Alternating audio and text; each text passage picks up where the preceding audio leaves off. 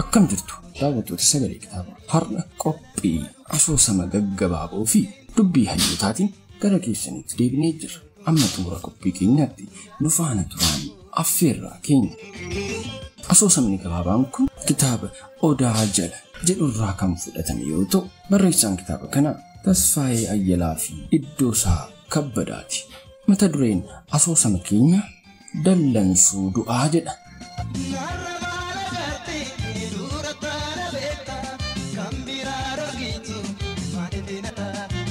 Dallansuu Du'aa. Seenaan kun seenaa gumaa qeerrooti. Seenaan gumaa qeerroo seenaa nama yakkasaa malee lubbuu dhabee hundaati. Nama dhugaan isaa tulluu sobaa jala awwaalamee hafe. Hanga umriin koo 20 darbutti seenaa kana dhaga'uu dhabuun koo na qaanessa. Qaanii gurraacha cilee fakkaatu. Fuulli koo diimatee hiddi adda kootii fuula koorra tarree galee ciisa. Garuu wanti yeroo hunda na ajaa'ibu umrii ijoollummaa koorraa jalqabe seeneffamoota afoolaa hedduu gurraan unachaa dabarse. Akkamittiin seenaan kun gurra nagahuu dide kan jedhudha. Seenaa gumaa qeerroo dhaga'uu baachuun koo onnee nama deessa. Oduu duriiwwan mimmiidhagoo fi seeneffamoota afoolaa sammuu na booji'anii hafan hedduun of keessaa qaba. Har'as yoon isaan dhaggeeffadhu haaraa natti ta'u. Ammayyummaan jaalala isaanii narraa kutuu hin dandeenye. Ammas gurri seeneffamoota sana na dheebota. Bifa isaanii hin argine. Har'a ani dargaggeessa 20 keessatti reefuu ol lixe barataadha. Barataa yuunivarsiitii waggaa 3ffaa. Seenaan qo'achaa jira. Kun ajaa'iba miti. Yeroo tokko yoon deddeebisee yaadu carraadha moo maalidhaan jedha. Namni kamiyyuu hundee isaa bu'uura kaleessaa dagachuu hin danda'u. Eenyummaan ganamaa ittiin kalaqame umrii guutuu isa jiraachisa.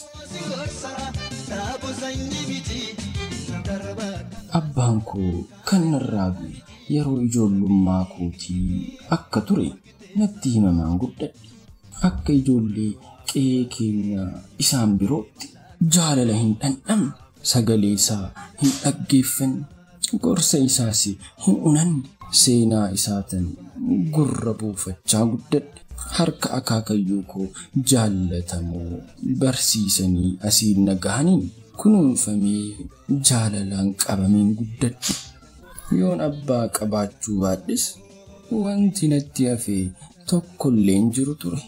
Har'a barumsa koo yuunivarsiitii xumuruuf waraqaa qorannoo qofatu na hafe. Gara bakka dhaloota kootti Qancarreetti kanan deebi'es dhimmuma kanaaf ture. Waraqaa qorannoo digrii jalqabaa ittiin argadhu hojjechuuf. Seenaa qo'achuun koo seeneffamoota afoolaa yeroo ijoollummaatti dhaggeeffachaa guddadhe akkan dagaagsu na gargaareera. Qabiyyee isaanii keessatti dhugaa, falaasamaa fi eenyummaa hawaasichaa haala kamiin akka qabatan xiyyeeffachuuf yaalii guddaan godha. Seeneffamoota afoolaa keessatti nam fakkilee jiran hin dagadhu. Yeroo hunda sammuu keessa na jiraatu. Maqaa isaanii qofa osoo hin taane amala dhoksaa qaban hunda nan xiinxala. Xiinxalee dhugaa addunyaa waliin wal bira qabeen madaala. Isa kamtu kamirraa madda jedheen deddeebisee yaada. Mata dureen qo'annoo kootis seeneffamoota afoolaa fi falaasama jiru hawaasa kan jedhu ture. Har'as seenaa gumaa qeerroo dhaga'uu kanan danda'e bu'uuruma kanaan ture. Yeroon odeeffannoo namoota irraa funaanu seeneffama afoolaa dhaga'e tokkootiin dinqame. Galgala gurra akaakayyuu koon buuse. Akaakaanis callisaan erga na dhaggeeffataniin booda ture kan seenaa gumaa qeerroo natti himan.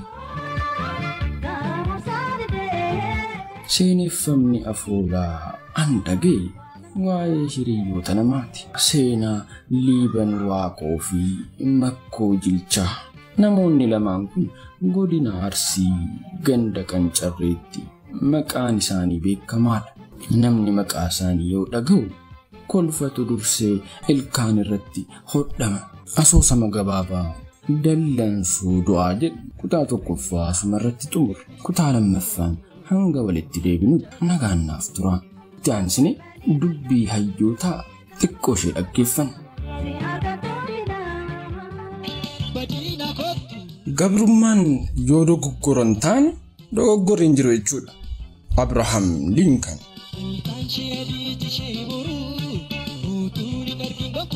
Namni nagaatti jiraachuu fedhu waan beeku hunda dubbachuu, waan arge hundas murteessuu qabu. Benjamin Franklin. Daandii hammeenyaarra kan nama geessu diina namaa miti, sammuu mataa isaati. Gootam Buddhaa.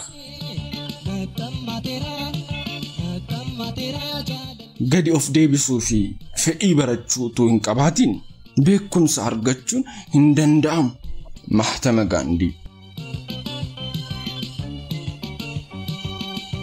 Wanti namni ittiin madaalamu inni guddaan yeroo jajjabinaa fi haala mijataa bakka inni dhaabbatu miti. Garuu yeroo rakkoo fi haalli hin mijanne bakka inni dhaabbatudha. Martin Luther King Jr. Ilaalchi kee addunyaa keessiif uuma, galma keessiif boca. Miles Monroe. Waan irra deddeebitee dhageesse tokko turtii keessa ni amanta. Mike Murdoch. Hamma siif danda'amee hamma hojjettetti kufaatii kamiinuu of hin miidhin.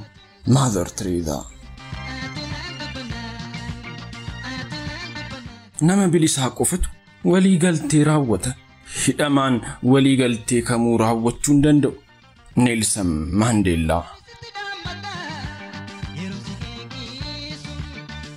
Ragaa otoo hin qabaatiin murtoo gaarii murteessuu hin dandeessu. Malcolm X. Kabajamtoota daawwattoota sagalee kitaaba qophii keenya har'aaf qabanne asirratti xumurra. Guyyaatti aanutti qophii biraatiin hanga walitti deebinutti nagaan nuuf tura. Horaa bulaa.